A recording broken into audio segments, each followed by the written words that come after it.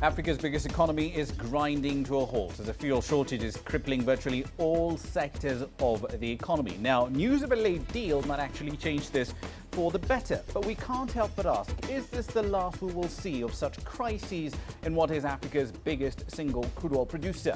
We'll be getting you some answers live from Lagos in just a moment. Welcome to this edition of Global Business Africa. Here's what's coming up. The African Development Bank sees Africa's economy growing by 4.5% this year. We'll tell you why. And we'll introduce you to an entrepreneur in South Africa who's rehabilitating underprivileged children.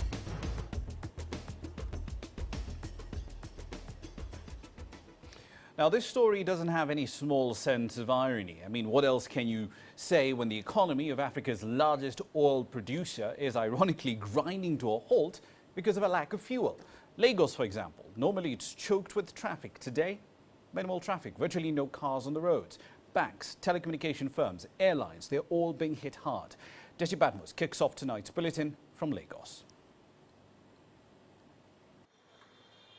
Nigeria has always had an on and off fuel crisis, but nothing in the past compares to the one the country is currently battling.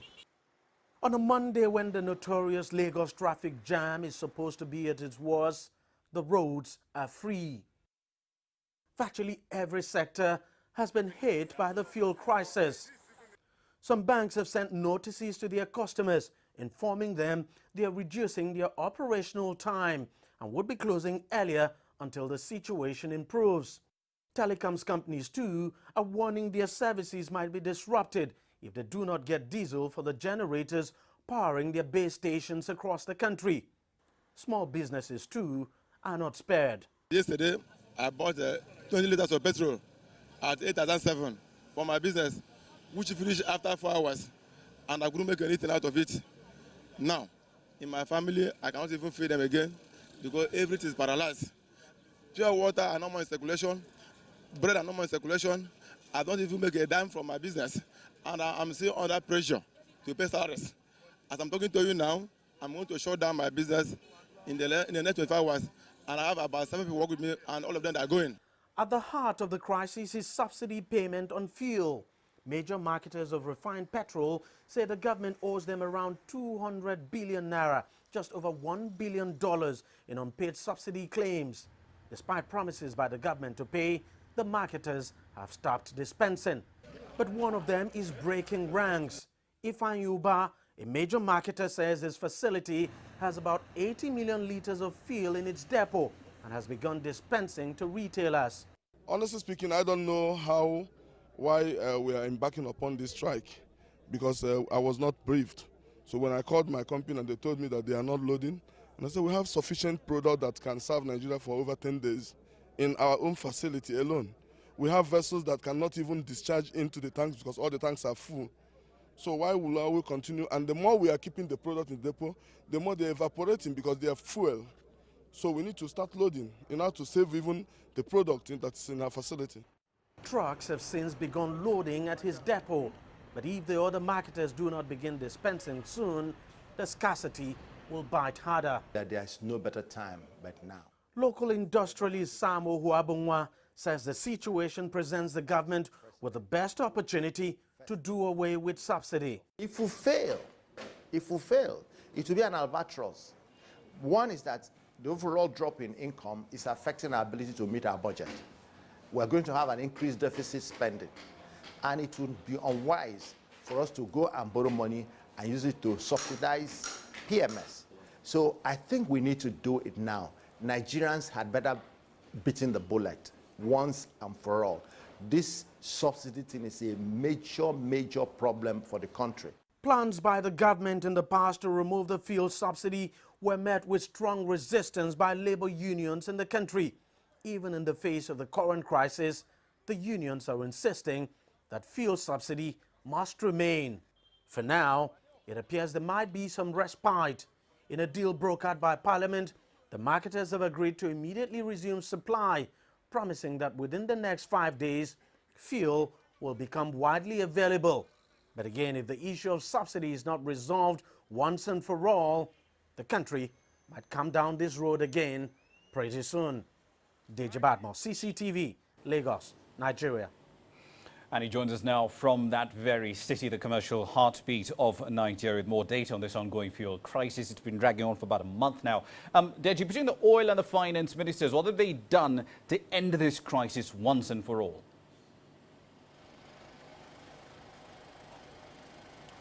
Well, of course, that's what everybody would want to see. But the minister, I mean, the government has actually promised that it is going to pay the major oil marketers. As you know, they're asking for around 200 billion, which is around $1 billion.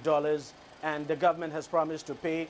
They actually had an agreement with the government last week, 2 weeks ago. And unfortunately, they didn't keep their own side of the bargain. Now they have reached some kind of agreement, and the government says it is going to pay them, and now they've agreed to begin a supply of products. Rama? Indeed. The last time we spoke about this problem, however, Deji, the Nigeria National Petroleum Corporation claimed it had about 1.2 billion litres of petrol in the country. But since then, the shortage has only become much, much worse. So where is this fuel, or did NNPC finally cop up to having lied to the Nigerian public?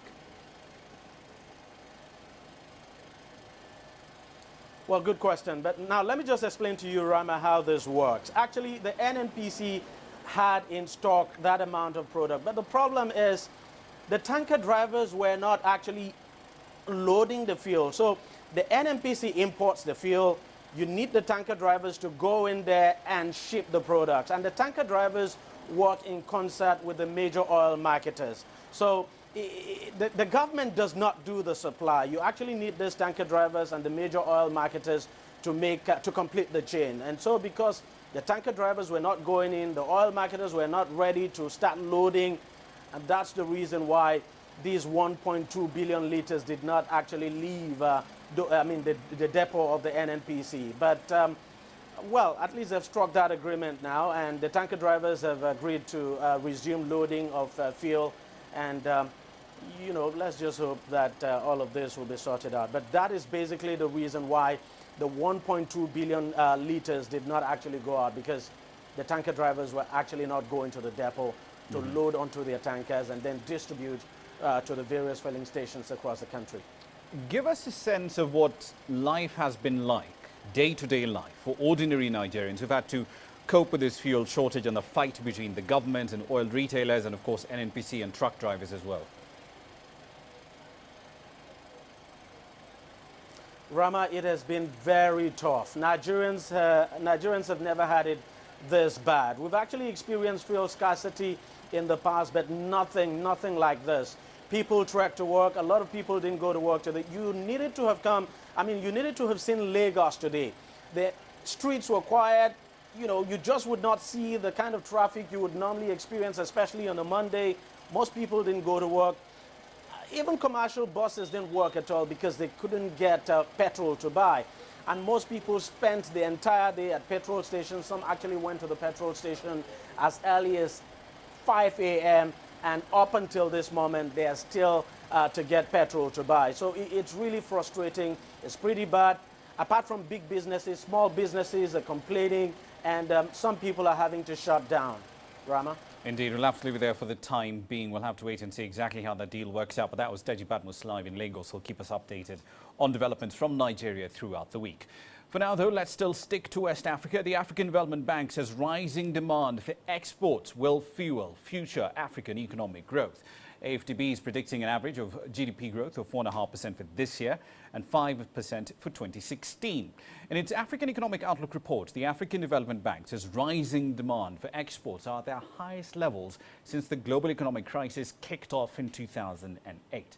That said, the bank says the rebound will be uneven. Eastern, Western and Central Africa, those will have the highest growth rates, and Northern and Southern Africa will lag behind. FDI flows are also forecast to be over $55 billion this year. That's over 11% higher compared to an estimate of $49.5 billion for 2014. The report says the main challenges across all regions are to diversify their economies and to make growth a lot more inclusive. Greater East Africa, to include Ethiopia, that is, the most dynamic part of Africa. Without oil, without gas, and without minerals. I do think that will continue Now, you're right to point out the concerns caused by the crisis in Burundi. That is very disappointing. And I hope those who have the mandate in peace and security can help Burundians bring this crisis to a close. Because not only does it have an economic impact, it has a human impact as well. With already 100,000 refugees across the borders and internally displaced persons.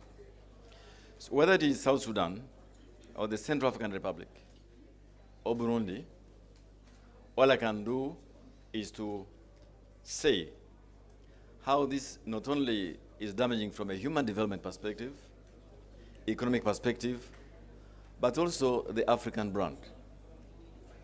Luckily, the countries in crisis are still small in number compared to the broad range of countries who are making incredible progress. So I'm convinced that East Africa will remain a dynamic part of Africa, but you're right to worry about some of those crises which are quite damaging across the board. Now, normally you tend to see her on Match Point and in sports, but tonight she's on Global Business Africa. Celestine Carine joins us from Abidjan in Côte d'Ivoire. Celeste, good as always to have you on the air. Dr. Kaberuka there talking about potential for growth in East Africa. What other areas did he focus on?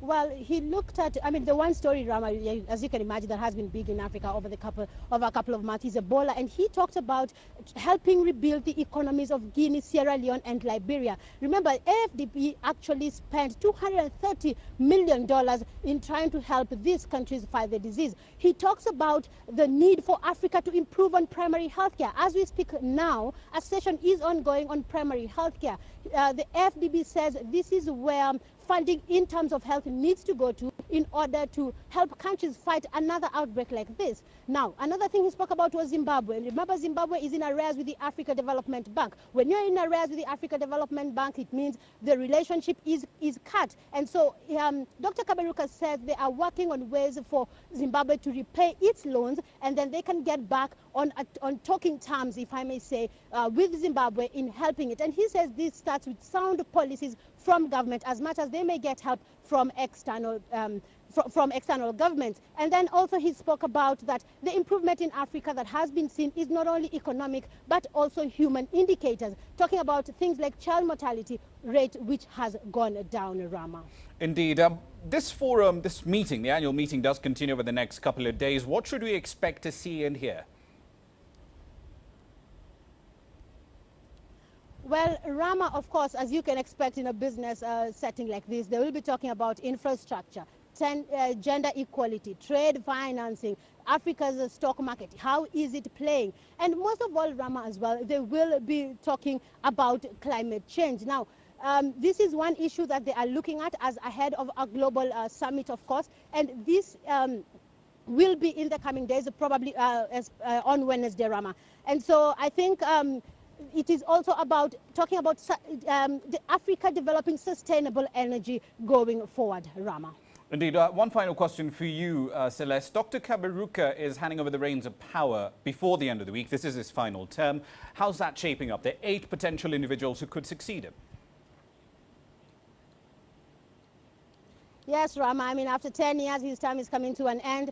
And of the 8 guys that are, there are 3 that are really standing out here. I mean, I mentioned Akinwumi Edesim of Nigeria. Nigeria's Minister for Agriculture is said to be a frontrunner, as well as Dr. Kamara of Sierra Leone. Now, Dr. Kamara has experience in, he worked with the IMF before. But of all of this, guys, Sufyan Ahmed of Ethiopia is seen as the person who has a vision that can take AFDB forward. Now, remember, these are just guys talking from the sidelines. When the voting comes, that will be on Thursday, is when we can actually know who will succeed Dr. Kaberuka. Now, Rama, remember again, the bank is celebrating 50 years. So a lot of talk here is also about what has the bank done for Africa? How has the bank benefited Africa? And looking at some of the key things that it has done and what it needs to improve on, Rama. Indeed, we'll leave it there for the time being. Pleasure having you on air as always. That's Celestine Carine live from Abidjan, Cote d'Ivoire. And of course, if you're interested in figuring out what Akinwumi Adesina and others have, you can check out our content, past coverage, of course, on CCTV Africa, on YouTube rather, /CCTV Africa. Quick run through our markets here for you. A day of red numbers. All the markets that we do track starting in the red. The 20-share index, however, is of specific interest to us. There's been a sustained bear run on a lot of the counters over there, and some have argued that this perhaps is contributing to some extent to the decline that we will see a little later on in the dollar-shilling rate.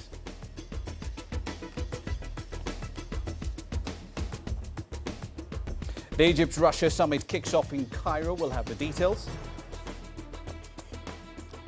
And would you sleep out for a worthy cause? Some CEOs in South Africa are going to be spending a night in the cold. We'll tell you why.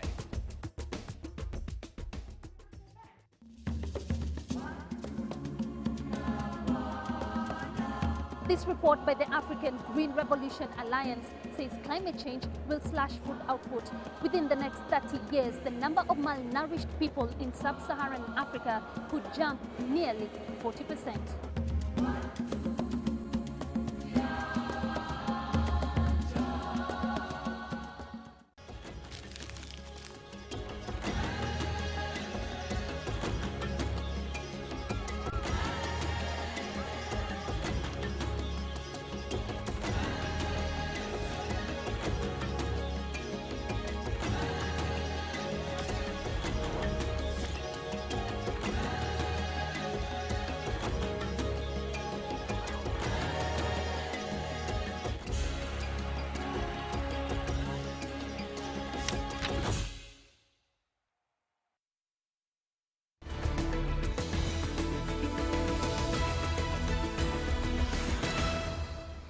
We're 17 minutes into today's edition of Global Business Africa. Welcome back. Now, a high-level Russian business delegation is in the Egyptian capital of Cairo for a two-day meeting with the Egyptian officials and the business community as well. This is the largest delegation of Russian businessmen to ever visit Egypt, with over 200 companies in different fields represented. Both sides are studying the opportunities for more investments and more trade in either country. Trade volumes between the two countries are currently valued at about $5 billion. Let's head over to Cairo now, where Yasser Hakim is live at the moment. Yasser, let's start with a bit of background here. When President El-Sisi was in Moscow in February, there was a lot of talk about dropping the US dollar as the currency of choice in bilateral trade. Has any substantive progress been made towards that goal? Not really. I spoke with Russian officials today and I asked them this same question. They told me it's been studied. They've already done it before with India, with China, as well as other countries. And Egypt is also studying the same with China. But there's no concrete steps yet on how this will be done.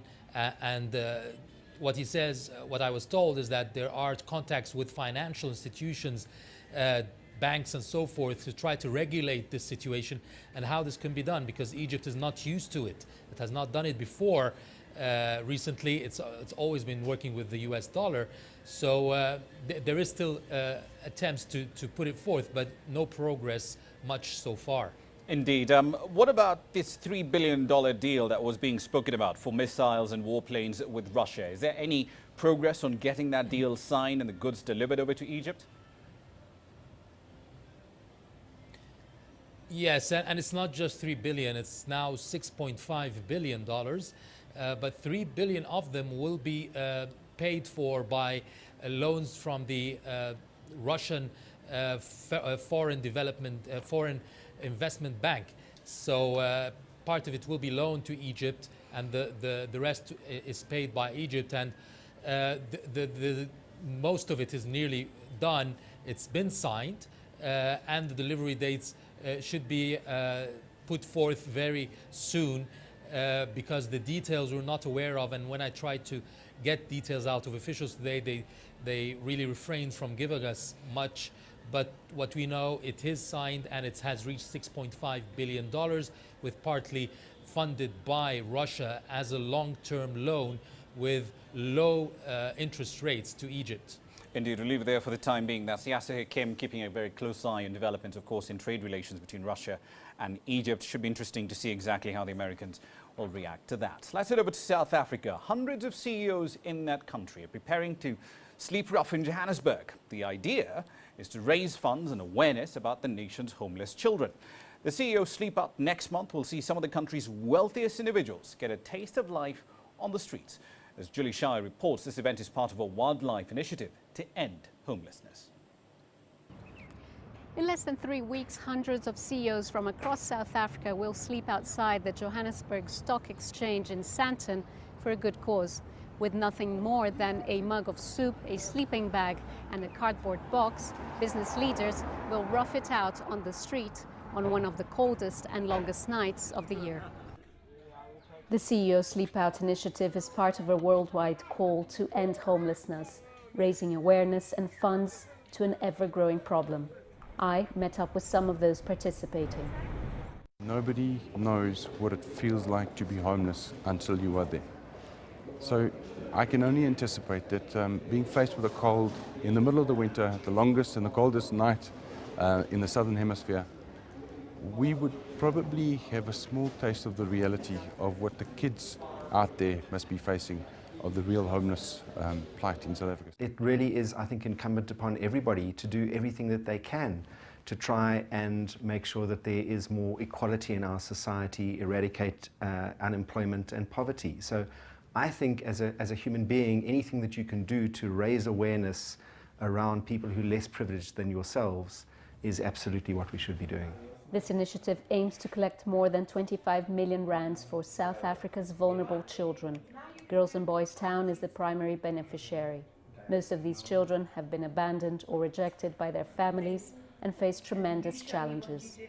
They're vulnerable children being found in need of care, or at-risk kids, and unsafe wherever they came from. So we help them heal those wounds, but more than that, then be able to sort of move forward in their lives and establish their own healthy families, functional families and lives. Our kids are very appreciative of what they get, and they know that without donors, they wouldn't have the opportunity to shine like they do now. I'm very happy here because this is a very nice place to stay in. And when I grow up, I want to be a policewoman.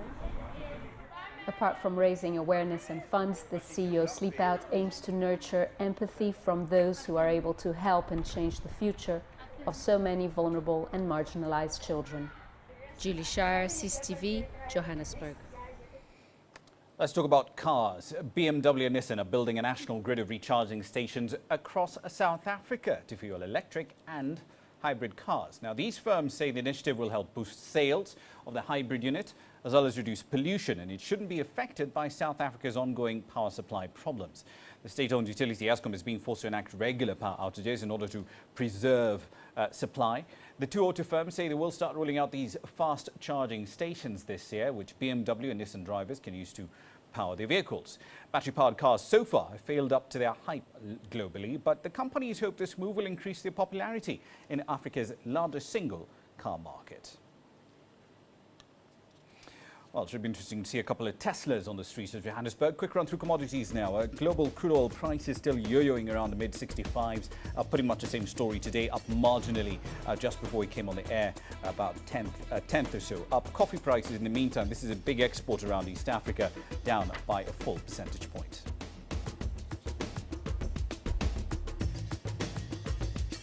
We're back in South Africa shortly. An entrepreneur is rehabilitating underprivileged children by giving them cooking skills. We're in the kitchen shortly.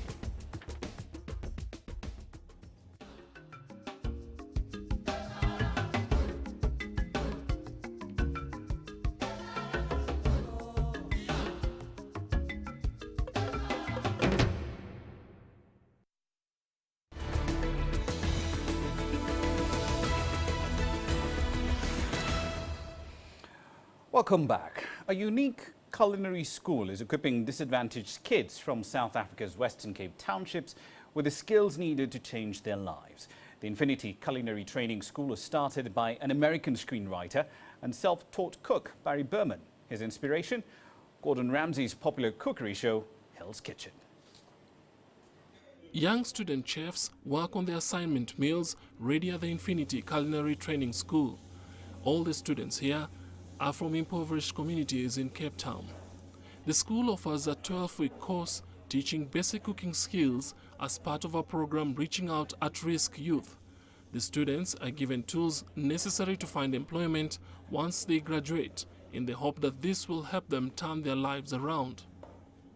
I learned how to do sauces, well, homemade sauces like marinades, hollandaise, mayonnaise, and I've learned to do some baking also, which is some of the things I've never thought that I'd be able to do. Candidates are carefully screened for their desire, commitment, and dedication to personal growth. Get inspired by Gordon Ramsay. The thing is, the kitchen, there's a lot of pressure in the kitchen, and the chefs, they shout a lot, they swear a lot. So the reason that I'm doing it here, it's to show them that it's part of the kitchen, it's part of industry. Because if we don't teach them that here, they won't really keep a job. In just over 5 years since its inception, nearly 200 students have graduated from the school, with more than half of them finding jobs after the training. Tuition is free, as most of the students cannot afford to pay fees. Two of the school's top graduates, Nseba Nyoka and Unathi Tombela, now work as chefs at restaurants in the city. The school, firstly, they helped me boost my self-confidence. Besides the fact that they found me a job, I grew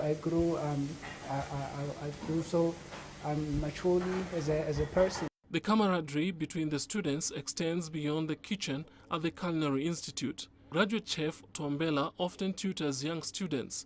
Today he's at Oyama Tandwa's home. Tandwa says his dream is to become a top chef and uses every opportunity to hone his skills. Yeah, at home things have changed, my speed. It's like I'm always imagining myself like I'm in a restaurant, or so at home everything I do as I am told here at school, so that I get to practice as I'm going every time, everywhere. So even at home they call me Chef Oyama, so it's just like that. It's in my blood now. The Infinity Culinary Training School is not only educating a new generation of South African chefs, but it's also giving these young people the opportunity to cook and chase their dreams. Noel Makugu, CCTV. Best part about that story, no Gordon Ramsay calling anyone an idiot sandwich. Anyway, moving on swiftly. The Kenyan shilling is the focus of our attention tonight as far as currencies are concerned. 97.85. This essentially brings losses so far, or rather the gains the American dollar has made against the shilling so far this month to 3.5%. That's the fastest decline of any single currency, or rather of the Kenyan shilling so far in any month this year. Here's what we're working on for tomorrow's program. We'll be back in Abidjan. The African Development Bank hosts a number of presidents at its formal opening session of its annual meetings in Abidjan. We'll bring you the latest details from there. We'll also be keeping a very close eye on Nigeria. We'll be looking at whether or not this late Monday deal will actually end the fuel crisis, and whether or not we should actually be looking at ending fuel subsidies in Nigeria altogether moving forward. All that and more is in tomorrow's edition of the program. As always, though, we value your feedback on what we do around here. Send it to Global Business Africa at cctv.com. And as always, Facebook and Twitter, your ports of call when we are not on air. See you tomorrow in 23 hours. I'm Brahmanya.